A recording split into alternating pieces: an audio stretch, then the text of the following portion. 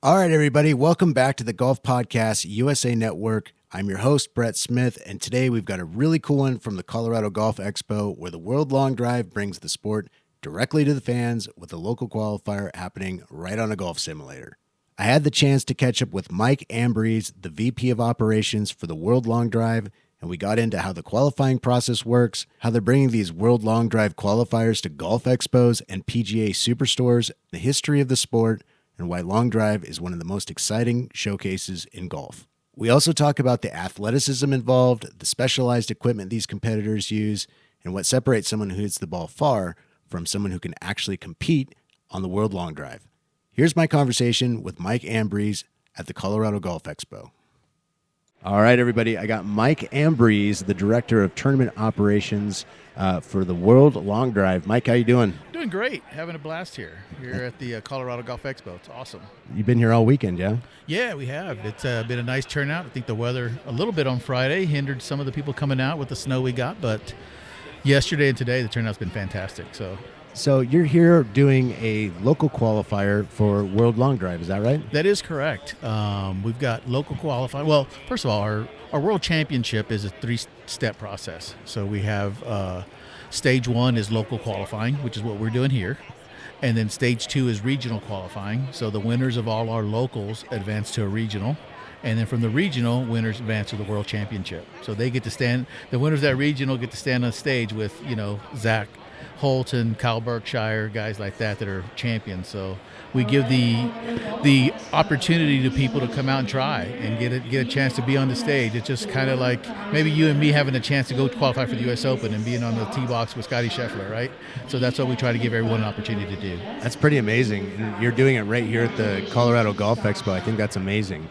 How many of these qualifying events do you do, throughout the year? We'll have, this year, I believe we have close to 20 local qualifying events. So we're at some other golf expos, which have been pretty cool. There's a lot of attendance and people are learning about the sport. And then we're also partnered with PGA Superstores. And we're going to have, I believe it's 7 of them across the country. There'll be a qualifier at a PGA Superstore. Right on. Yeah. Cool. So, when's the next one? The next one is actually next weekend is PGA Superstore in Plano, Texas. Right on. So we'll have a qualifier there, a local qualifier, stage one, for people coming in through that superstore. So they'll have a chance to hit in the bay and qualify for the second stage. So let's talk about kind of the history of the World Long Drive. You're hosting these qualifying events all over the country. What are they qualifying for? Where did this sport start and where is it today?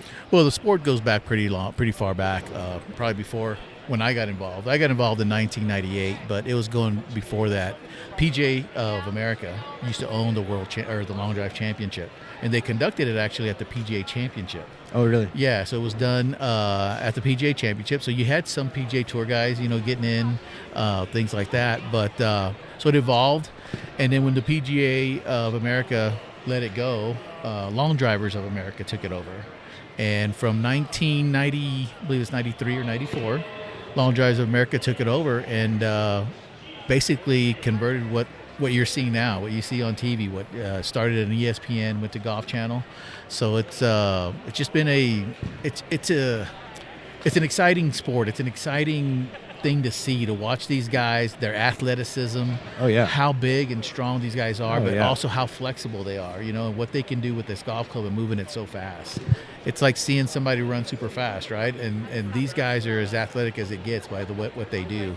But that's evolved into the event that it is. I mean, it used to be at night under the lights. We were the first group that put golf under the lights, and you could watch that in a Long Drive Championship at night under the lights, and it's just a spectacle to watch. It's awesome. I mean, you just had a show here with a couple pros on the World Long Drive Championship now, right? Right, yeah. We just had an exhibition, a demo by Josh Cassidy and Hunter Knoll, and they're doing a demo. They're hitting golf balls, as far as they possibly can. I think Hunter went 478 a while ago or something like that, 480.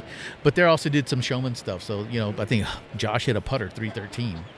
stuff like that. Yeah. So they did some nice trick shots for everyone that was here. And I think people just love it. I mean, everybody's obsessed with power, right? Obsessed with hitting. I mean, first thing you see when somebody goes to the store, they're looking for, how can I hit the ball further? I want that driver, right? Right. Nobody really goes in there asking for the wedge, right? Unless it broke or something. But well, talk about that real quick. The equipment that these guys use. I just discovered that yesterday.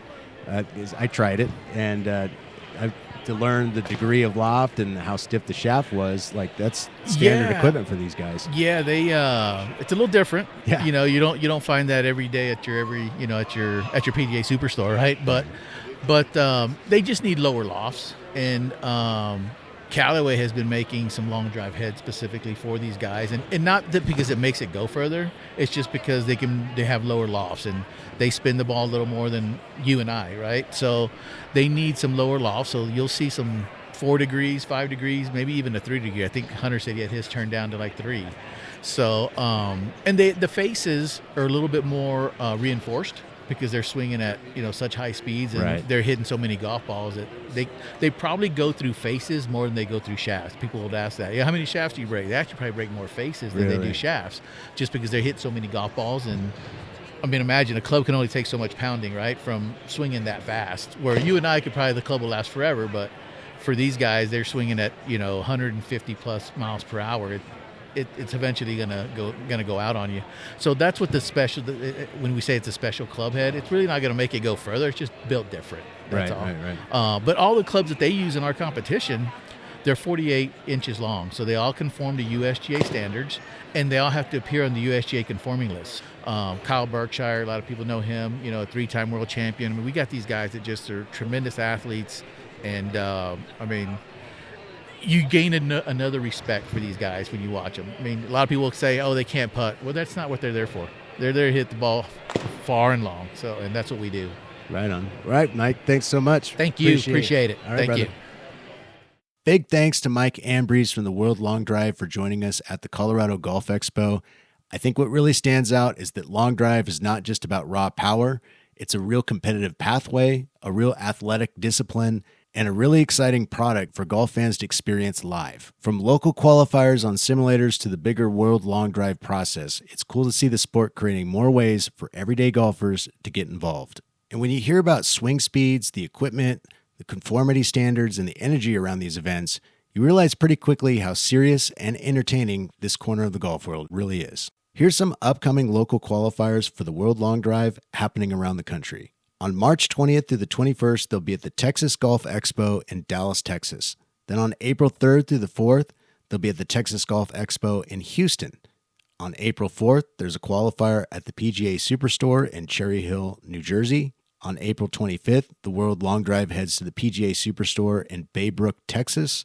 And on May 2nd, they'll be at the PGA Superstore in Commack, New York. So if you think you've got the speed, or you just want to see what the World Long Drive is all about, those are a few dates to keep on your calendar. And of course, the big one to circle on the calendar is the World Championships happening October 4th through the 17th in Reno, Nevada. You can find the full schedule of World Long Drive events at worldlongdrive.com. Golf Podcast USA is America's only local golf podcast network. Just Google your state plus the word Golf Podcast to find your local show. And check out the full catalog on golfpodcast.org. I'm Brett Smith. Thanks for listening, and always remember to tip your cart staff.